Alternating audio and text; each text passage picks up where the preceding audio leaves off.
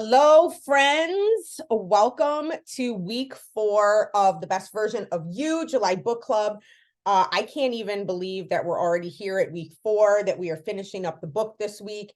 And this week we are finishing up and kind of just doing a quick recap on chapters 8 and 9, both super quick chapters. And there's really not too much to hammer out because Josh does such a great job in the book of talking about leadership, and then chapter 9 into spirituality, and really applying leadership and spirituality, looking at it through the lens of the head versus the heart. And so we'll dive right in because I want to make sure that we have some time for a hot seat call or two. So we will start with chapter 8, and chapter 8 probably is one of my favorite things that I like to talk about. I love leadership. I have no idea how I started to love leadership so much. I think it was because I was kind of forced into a leadership position many years ago, back in, it was actually in the kids' ministry. And I won't say I was forced. I felt a calling into a higher level position. And from there, I grew in my leadership and then started to fall in love with personal growth, started to fall in love with John Maxwell and his teachings, leadership from the Bible and things like that. So leadership is one of my favorite things I love to talk about. And so when this chapter came up, I was like, yes, yes, yes, because I think one of the biggest things, one of the biggest misconceptions about leadership is, well, in order to be a leader, I have to have like 8 million followers, or I have to have like this charismatic stage presence. And which is funny because I've actually heard that. They're like, well, you're a great leader because you're able to go on stage and it's so natural for you and you have this natural ability to talk. And I was like, but it's not. Like, those things in and of themselves do not make me a good leader. And that's not natural to me. That is a skill that I have grown and developed. And I think leadership is the same way. And when we can really start using self-coaching to identify, like, first of all, what we even think a leader is, that helps us to really start to get a good idea and start to use logic over our feelings. And so one of the things that I know Josh does a lot, and I also do, is I start to get into like, what is this definition of a leader? When someone says, well, I can't lead, XYZ because, I don't have whatever, right? And they're speaking right from their head. I'm just like, well, what's your definition of a leader?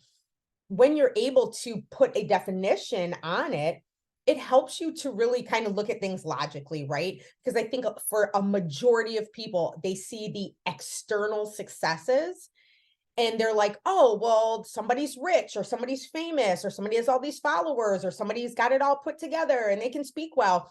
But really what makes you a leader are these internal qualities that you have. And when you start to define it, you start to go, oh, okay, that makes sense. A leader is someone that, leads by example, or, a leader is someone who is ethical. A leader is someone who has integrity. When you start looking at leadership from a lens like that, then those kind of like heart voice beliefs where you start to think of, well, I could never be a leader because I'm not as outgoing as Amanda. Those go out the window because now you have logic that's like, well, no, the definition of a leader is someone who has integrity, someone who has, leads by example. You have those things. And then your brain starts to look for, again, the things that say, that's logic, right? Now I know, and I can say, well, I can be a leader because wait, I have integrity.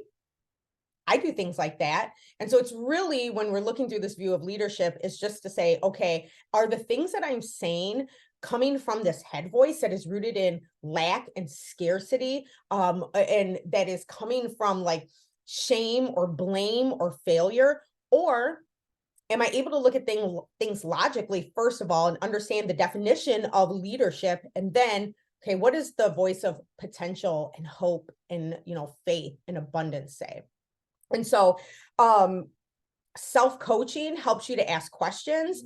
And then really the easiest way to become a leader, and this is something that I've read from John Maxwell, and then Josh actually summed it up in his other book, F Leadership, is the 4 M's of leadership. And I could do a whole separate call on the 4 M's of leadership by themselves. But just for the sake of this call, because you've read the book, it is modeling is the first M, which is literally just walking the walk, right? You talk the talk, you got to walk the walk. Then you motivate. And that's motivating people with no strings attached, understanding that what you're putting out into the world, when you're motivating people, you're not doing it for the specific purpose of some kind of outcome. You're doing it because you're coming at it from a heart of love. The third M is mentoring. And I think the biggest takeaway from the mentor part is being like, you have to be aware of the people that you are mentoring. They have to want your time. You don't want to work with people who need your time. You want to work with people who want your time, because those are going to be the people that are like, they're going to grow from you. You're going to come across, I know there's this football analogy Josh uses a lot, where it's like there's a football team and you wouldn't invite all the raving fans from the stands to come and play on the field. Nope, they don't practice. They may not even know the plays. They might not know anything. You want to mentor the people that are showing up for practice every day, that are putting in the work every day. And however that looks like in your life, that is how it's going to translate to like, oh, those are the people that I want to pour into, and then leads into that 4M, which is multiply, which is literally now you're teaching them the same things that you've learned. And it could be anything, right? Like God has given us all these different incredible gifts and talents, that you may have something that you are like, wow, I'm really good at this. I can lead this area of my life very well. And I think there's other people who want that. You can lead them in that area once you know how to go through these 4 M's. But the biggest quote that I got away from chapter 8 was, if you spend your time helping the people who want your help, you can spend the rest of your life helping the people who need your help. And I thought that was so profound to me, especially as a leader, in my own field. We come across people every day, maybe on our social media, maybe in our real lives, and we see this need that people may have, but people may not want it. And people are not going to engage with you, whatever that is. They're not going to engage with you if they don't have a want for something. You may see a need in their life, but if they don't want it, they're not going to give it to, you know what I mean? Like, they're not going to ask you for your services or for your help or anything like that. And so being able to use discernment and go, okay, who are the people who like actually want my help right now? And reaching out to them, those are going to be the people that, and he talks about in the book with like this performance-based stuff, but like those are going to be the people that you are like, yes, you want my help. I'm going to pour into you. You're showing me you want your help. It's not just talk, right? We all know those people that'll blow smoke up your behind, and they'll be like, oh yeah, I'm going to do this, and I want this, and I want this. And then they don't show up and do anything. Having that discernment to say, wow, here are these people that really do want my help, and they're showing me that they want my help in some form or another. And then putting that energy and time into them so that later down the road, you can go out and maybe like volunteer more. I know that's one of the things that is on, my big list, to go on missions trips, to serve together as a family out in the community. That those are the things that you want to, when you work with the people that who want your help, then you're able to do those things later. So that was a huge takeaway for me. So leading into chapter 9, I feel like going into chapter 9, anytime I hear the word spirituality, my spider senses go up, because I'm like, what is this going to be about? And I went in with an open heart, but a discerning mind. And I want, if you haven't read the chapter yet, or even if you have read the chapter, in this group, I know that a majority of us are believers. We are Christians. We are Bible-based Christians. And I just want to encourage us. Anytime we read anything from anybody, any author, whether it's a pastor, whether it is, someone who maybe is not a Christian, anytime we view anything, we have to take it through the eyes of the Bible. And I think that as a wise and mature Christian, we can use that spirit of discernment to go through books like this. But the heart of the matter is really how spirituality and like how the head versus the heart, right? And we talk a lot about the head voice and that voice of, shame and guilt and lack and blame and condemnation. And when I read this chapter, that was really what I was thinking was when I think of God and I think of the Holy Spirit, I think of that voice of the heart where it is that faith, that hope, that love, conviction, not condemnation. Shame is not from God. And, those are the things that I think about. And I think that, yes, religion, spirituality, religion has beat down on people a lot. And I think that there are people who have misused religion to control, maybe to shame, to blame, to guilt. But as Bible believing Christians, my sisters, we have to be able to look at what Josh is teaching in this chapter. And as we ask these questions of ourselves and maybe of our family members and say, are we coming from a place of love? Are we coming from a place of grace and truth? And are we speaking it? And I think really that is at the core of where Josh is coming from. I also strongly encourage anyone, if don't even take my word for it, take everything through the lens of the Bible. Everything has to go through the lens of the Bible because that is our ultimate word. If we know our word and we are in our word, then we'll be able to look at it and have that discerning heart. But I really wanted to bring that in as we got into kind of that spirituality chapter, because I think that's so important. It's very easy to look at things like that and feel, even as we're reading it, like, oh, well, maybe I've been messing up my whole life, or, maybe I've got this God thing all wrong. And maybe no, let's take a step back. These are the times where we're going to self-coach ourselves, go through those questions in the back of the book. But then again, always use discernment, get in your Bible, talk to God, ask him. He will reveal those things to you. But I loved that he said, Josh said, living a moral life is not the overall purpose of your life. And I was reading that and I thought, what a beautiful thing that when we talk about purpose, because purpose is the thing that fuels our moral standards and moral judgments.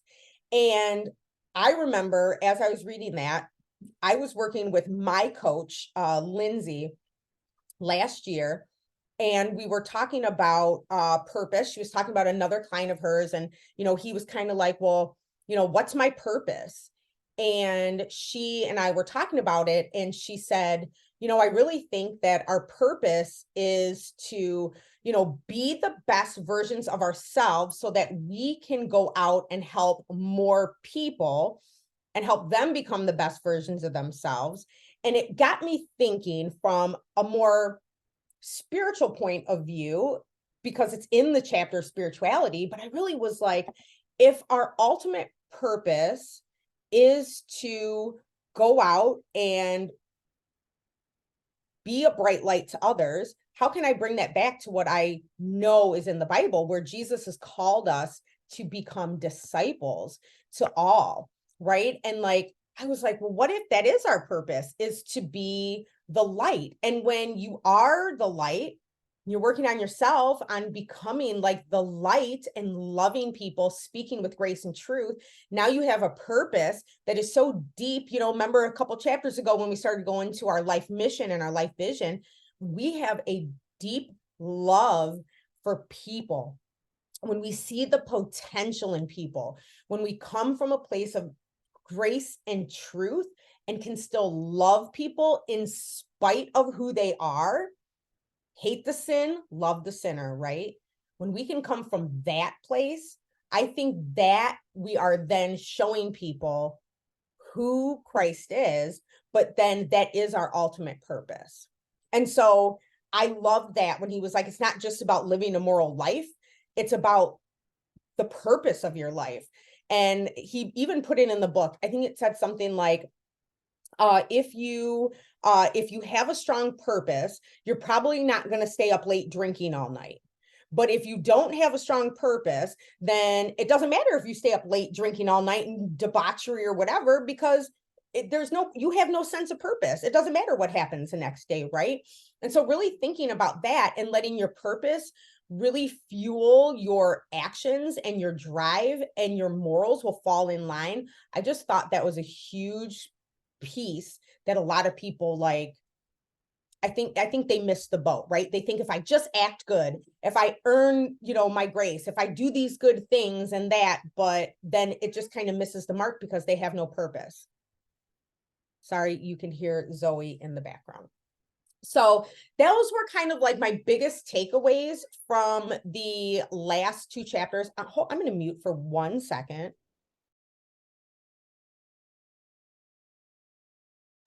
Okay, thanks. Sorry.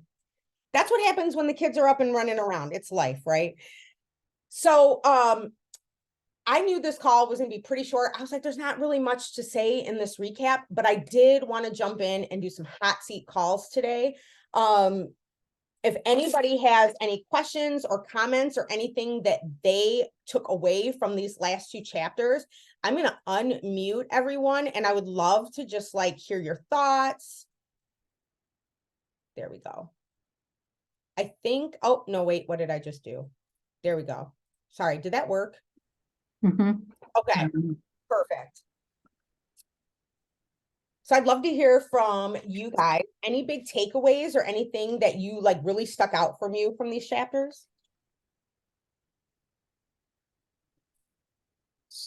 So on chapter 8, I read all of chapter 9. I read half of chapter 8, so I got through your energy. Mm-hmm. So I really want to go back to that. And then Josh had a special, whereby I just had to pay for shipping, and I got both books. So I think I'll go and next read his F leadership book, because sounds like this is kind of like a mini version of his whole book that goes deeper into it. So I'm intrigued by that. Yeah. There's really a lot in this one little chapter, actually. It is. It's a lot to unpack. Yeah. Chapter 8 has a lot, which is why it took me some time. Chapter 9 was really interesting, because I've been so I did post on the Facebook. I didn't answer all the questions. I answered mainly everything in like one sentence, but I grew up with a punishing God, and went to a school that was 100% nuns, so and I've been ridiculed by the nuns in class, where they stopped class and prayed for me just because I had a different opinion, or I challenged a thought or something like that. So stuffing me down was definitely part of my life in those formative years, those K through 12 years. Yeah. And it was, and I think that I've done a lot of work on it. And I think that times when I'm down on myself, it's going back to that little girl. It's going back to all that, right? And even though it was only 12 years, that takes a lot of time to kind of erase. Absolutely. And coming out to Colorado, let me back up. In Massachusetts, now they have more Christian, which is Bible-focused churches. Growing up, they didn't. It was mainly Protestant, Catholic, and Greek, I want to say. So it was more orthodox kind of. It was true religion. Okay. Yeah. And almost on every other corner, Okay. So yeah, you went to Saint whatever's, Yeah. So now they have more of Christian-based churches, I think that, which is great. But so coming out to Colorado, I was invited to a Christian church, and that was the first time that I ever learned that God was not a punishing God, that he was a loving God, that he was standing by me, that he's for me all the time, that all I need to do is reach out to him, blah, blah, blah. And this is probably going back about 15, 20 years. And so I have stayed in that situation. And it's funny because my kids, I didn't have them baptized in the Catholic Church. And when my son was born, my grandmother really, really wanted me to have them baptized in the Catholic Church. By then my oldest, Tyler, was 3. And I had a really hard time with it. But because it was my grandmother, I said, okay, I'll do it. I'll do it. So here we are. Tyler's afraid of water. So we had to teach her about baptism because they were going to dunk her in. And so we had to do things in the bathtub to get her ready, and pretending that she's a mermaid and doing all these things, right? Well, a couple of things happened at the church. One, when the priest went to put some ashes on her forehead, she literally punched him. I mean, here's a strange man in a dress coming at you with his big hand. And then when he went down to put her in the water, all you heard was her yelling, I don't want to be a mermaid. I don't want to be a mermaid. Poor kid. And I just kept thinking, oh, stop. I just kept thinking, this is why they do it when they're babies, but what am I getting at? Oh, and the other thing that happened was my aunt, my mother's aunt, who was a nun, she's passed now. She would not allow me to have my sister and my brother-in-law be the godparents because they were not married in the Catholic Church. Now, and she went so far as to call from New Hampshire all the way to Colorado and call the priest there and not allow it. That's how far she took it. So we had to then lean on my husband's family. Now, mind you, here's the hypocrisy of it. I am not married in the Catholic Church, but I am married to a Hispanic man. So in her eyes, because he's Hispanic, he's a good little Catholic. And so, I mean, that just kind of sums up my whole life with this church. You know what I mean? It's like, wow. And so to I guess what I'm getting at is what Josh says in here is God has nothing but love, strength, hope, life, joy, purpose, and potential for your life. Right. And the other thing he says is you will never find God, and he says the universe, whatever. I do believe in God, using your head. You will only find him in your heart. And that's what I've come to find out. And that's so true, and so I'm not going to poo-poo on the Catholic Church because there's a lot of wonderful Catholics. There's, that are really God-fearing people. I'm just saying that it's a shame that it does such damage to humans because then they don't know the real spirituality, and so finding spirituality, however a person finds it, is so huge to being successful in any part of their life, just to exist and accept and not have, suicidal ideologies or any bad thoughts. I mean, you need that grounding to bring you back. Yes. So I'm sorry I'm so passionate about that, but no. Well, it's interesting because you can hear how religion hurt you. Yeah. Multiple times. Yeah. And I think a lot of times that's where in churches, it is that aspect of religion. And that's why people are down on religion instead of looking at it like relationship, where we're like, have a relationship with God, that we understand that, God is not that God, for a long time, like you said, that punishing God, right? The guy in the clouds up in heaven who's going, don't do this, don't do that, and blah, blah, you know what I mean? And we get this view of he's this angry God who just wants to punish us and judge us.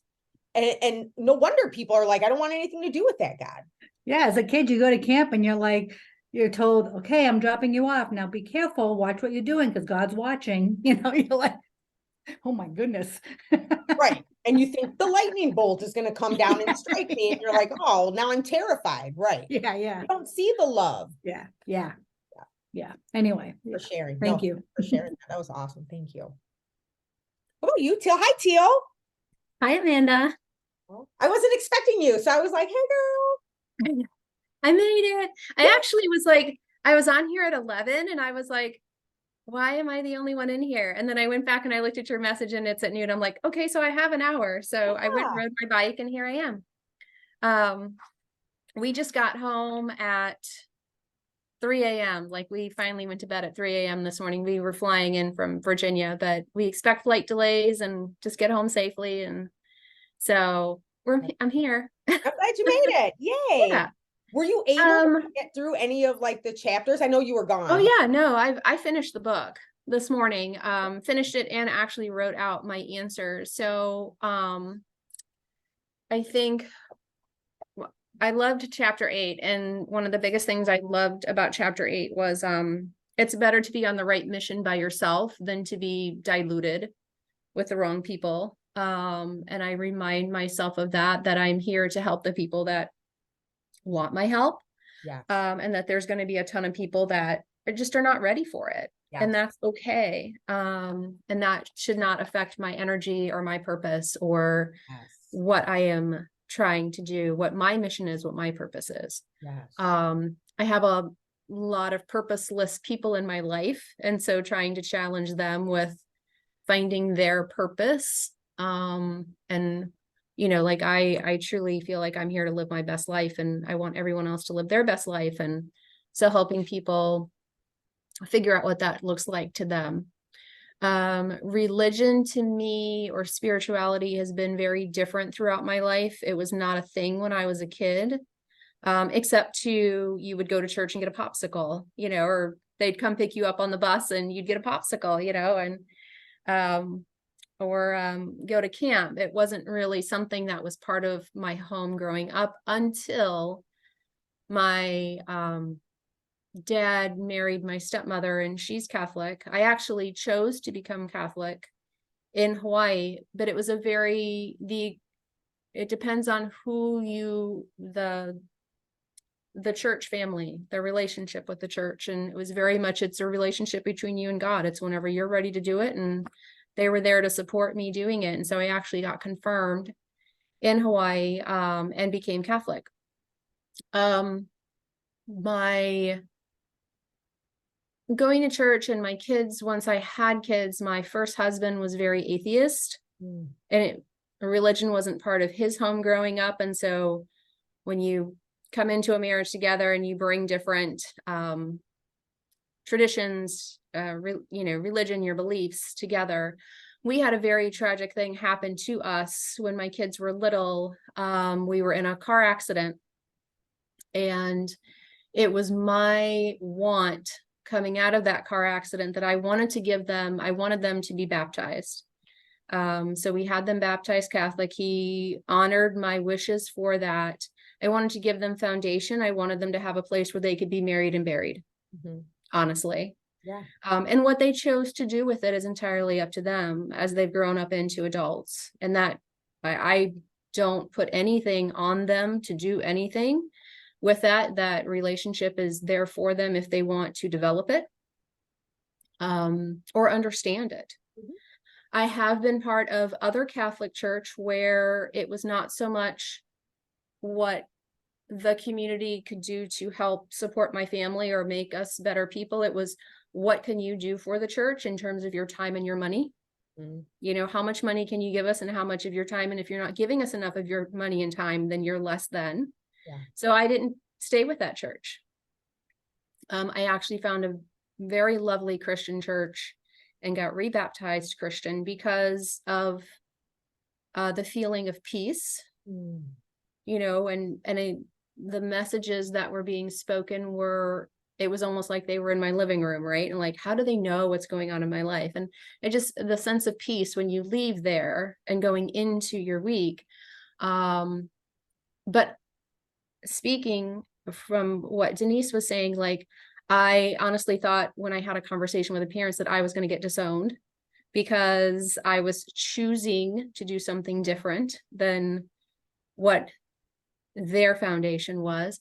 And honestly, my parents were wonderful. They were like, it's your relationship with God. It's whatever you choose to do with it. And so I do truly feel like my relationship with God is not defined within four walls. There have been times in my life where when my daughter was horseback riding and that became our life, that there was less time to go to church, but that hasn't changed my relationship with God. And I feel like feeling of from the heart, from feeling centered, of peace, and being fully present. So those are kind of the three foundations that I have. I do believe that things happen for a reason. I do believe that when these things happen, that we are not necessarily understanding why they happened at the time, but that you go through them to guide you through the rest of your life and how you choose to handle them. Suicide has been part of my life. I would not wish that on anybody. I would not wish the car accident that we were in on anybody, but we went through those experiences and they have changed our life. And they've also brought our family closer together in terms of how do we handle a crisis together as a family, and have taught our adult children that there's nothing that they have to go through alone, and that we come together as family and that we will figure it out together. So that's my take on it, but this is the second time I've read the book, so I got more out of it the second time, I think. That's awesome. And actually going through the book club, answering the questions, and really finding those like, oh my gosh, like you've read it before, but it means more now. Yeah. Yeah. Yeah. I love that. Thank you for that. Yeah. It's like, we forget, like when we start to apply the things that we read or, that we learn into our lives, it's like, oh, it's like that light bulb moment. We're like, that's what it is. That's what happens. So that's awesome. Yeah. I appreciate you guys. Like, thank you so much. Like this has been a very, very awesome book. And, just learning more about the head versus the heart. And then as I've been going through, I went through the life coach certification. Now I'm going through the master coach certification. And, Josh, that is one thing about Josh, is that he really does have a heart for helping people. And he was actually on our master coach call yesterday with Mark. And we very rarely get these opportunities where he gets to like coach us. And I got to be coached by him. And he is a master at coaching people. And he's talked to so many people over the years that he really knows how to get to that head voice very quickly. He can pinpoint something that you say and grab it. And he's like, what's that about? And I'm like, what? Like I said something and he was like, go back to that. What did you say? And I was like, well, and he was like, no, it was what you said at the end, the mom part. And I was like, what? And like, literally, I'm in tears. People on the call are on tears. It was crazy. We walked through the head and then we went into the heart, and it was powerful. And so I think there's so much power when we can self-coach ourselves, but really in getting coached by somebody else, because we don't see our own blind spots. To me, I didn't even go into it on the call with that idea of that's what we were going to talk about. Like, I was like, oh, I know you like to talk business, so like, let's do a business thing. No, it went whole into like mom stuff. I had this belief that was interfering with like my business and how I showed up as a mom. And he was able to pull that out. So I could like, Josh is incredible. I love what he just does for us and giving us these tools. Like, this is crazy. And I'm honored to be a part of his coaching team and to be able to do this. So how cool is freaking that? Like, God's cool that he just put me with these right people. And then I get to meet you. I get to meet Denise. Like, it's cool. Like, I mean, I could never have planned this in my life myself. I would have said, you're crazy. I'll never do it. So anybody up for some hot seat coaching? We got a little time. I got a little bit of time. I got to jump on another call at 1. You want to do it? Sure. Let's do it. I know we've been trying to plan something anyway, so let's just do it. All right. Well, let's see. Well, give me this. Give me like because I know you got to keep it short, right? I want to Mhm. honor your time. What would you say is the most pressing thing that's holding you back in your business right now? In my business right now, Yeah. holding me back. I think the connecting piece with people, getting to their heart voice, Okay. Talk. making taking the time to ask the questions. I have people that will say, like, I reach out to them and I do the initial invite with what I do. And, and I know that I'm going to get a lot of people no response. I'm going to get a lot of no's, but the few people that I do get yes, and I get them connected to a resource. Mhm. And then I have difficulty closing or getting to them a point where they're not for me, for them to say yes to their health or for them to take an action step towards their health. That part I have a problem with, or how do I keep that conversation going and make sure I'm building that relationship Mhm. to get to their heart voice, Mhm. and to help them live their best life, to help them say yes to their health, to make it a priority for them, and to get beyond that objection of time, money. My message has always been, adding this to your life, not your plate. Mhm. Like, fits in your life, not adds to your plate. Yeah. It's very much my standard message. But taking the time to get to their heart voice. I think if I took the time to do that, I would have more success in my business. I'm in a very quiet season right now. But I know that I'm planting seeds. I know I'm building relationships and I'm reaching out to people to let them know that I have tools and resources for them. Mhm. But it's still frustrating. Mhm. Um, it is, I am a leader of a team. I have a very strong team actually right now, and they're wonderful people. And it's taken a long time to get to this place of having this amazing team. And I know that as a leader, you're supposed to be one step ahead of the team, not more than just one step ahead. And so I feel like people around me are having success and I'm not. Okay. So that's hard. It is. It is. Okay. You said something that I'm going to pick at for a minute. I feel like people around me are having success and I'm not. Yeah. Do you feel that that thought is coming from your head voice or your heart voice? Oh, definitely my head. Okay. Definitely my head voice. And again, it's like I even reached out to my leader, Maria, and I sent the text message that says, I know I'm here for a reason. I know I'm in this place for a reason. I know I am talking to the right person. I know I will be open to people when they are ready to want my help, Mhm. that I just have to be ready to help them. I know all the right things. Mhm. Doesn't make it any less frustrating. Mm-mm. No. Mm. So,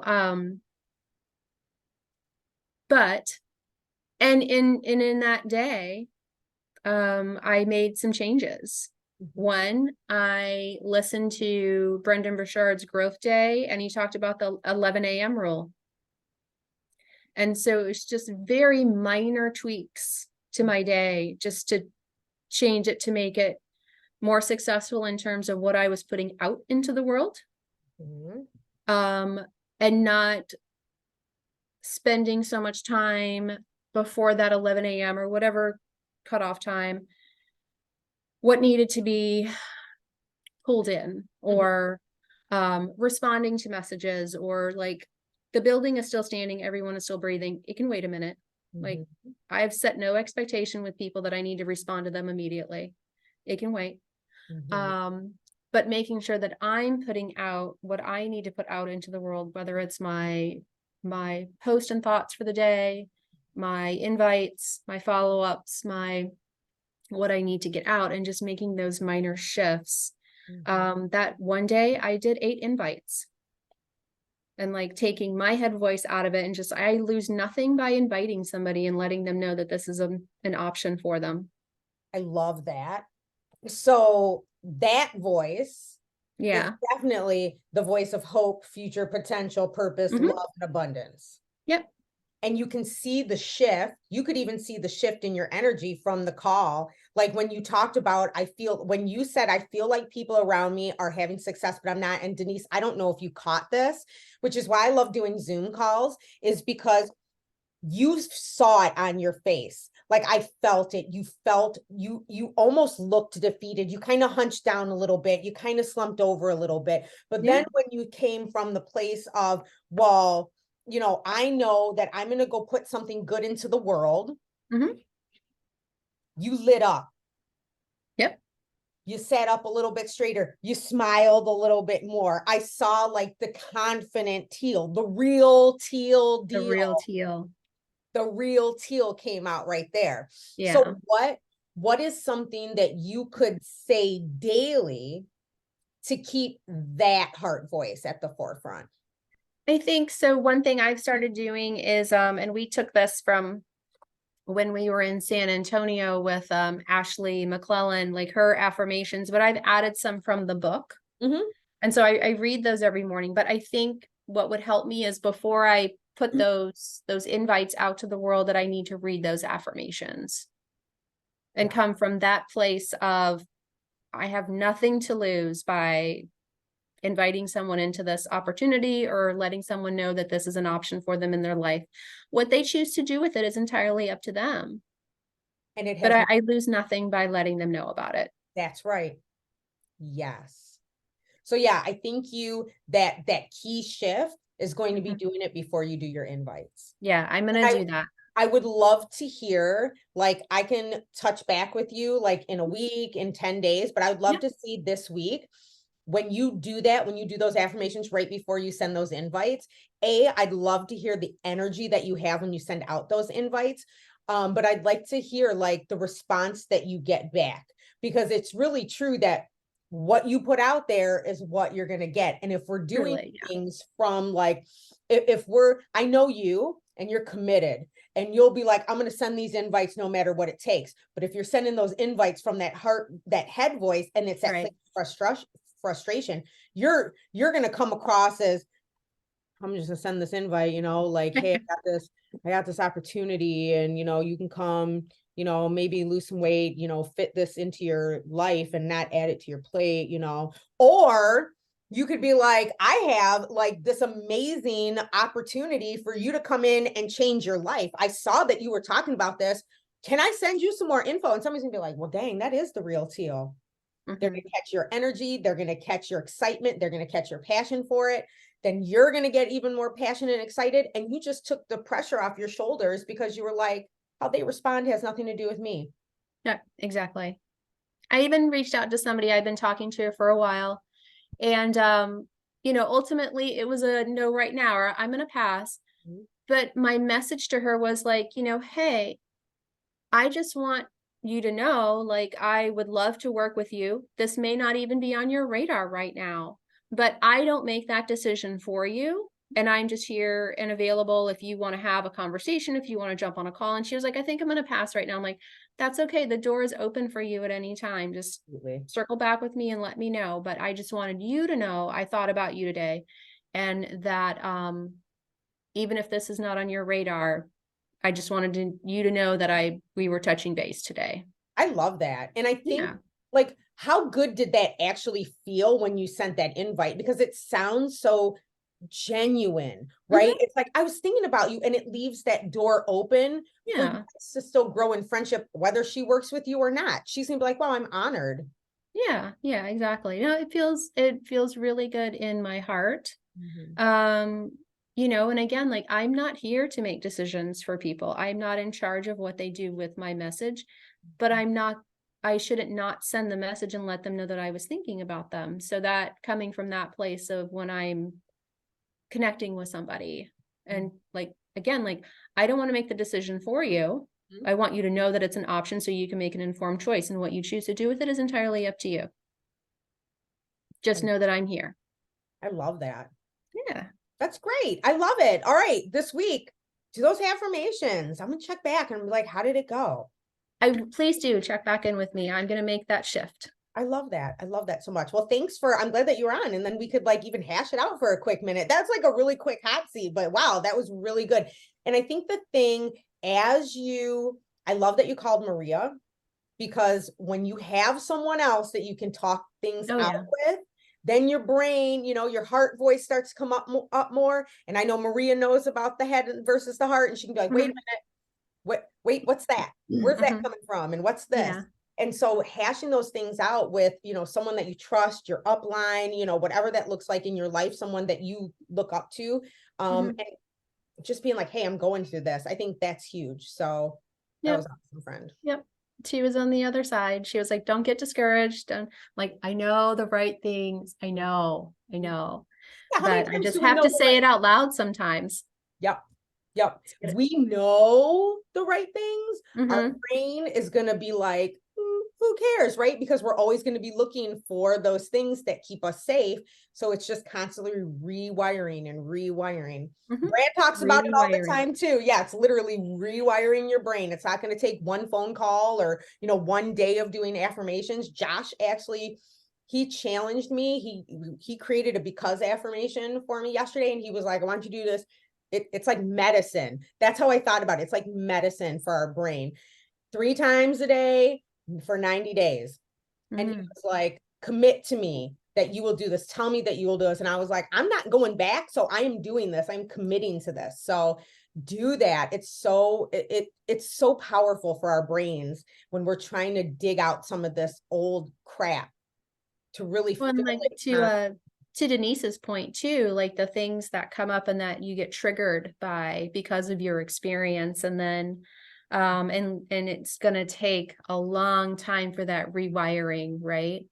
But that maybe something like that, like having a because statement or a to help when those triggers come up would be helpful.